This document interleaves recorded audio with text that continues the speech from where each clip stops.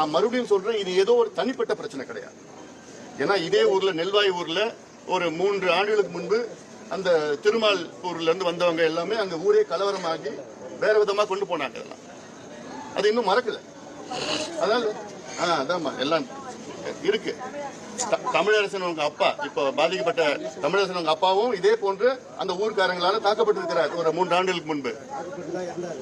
மண்டியில் அடிச்சுதான் அதே தான் சம்பவத்தில் அவர் இறந்துட்டாருன்னு சொல்றாங்க. அப்போ என்ன நடக்குது? என்ன சட்ட ஒழுங்கு தமிழ்நாட்டில் நடக்குது? எதுக்கு ஒரு முதலமைச்சர் காவல்துறை வச்சுட்டு இருக்கிறாரு?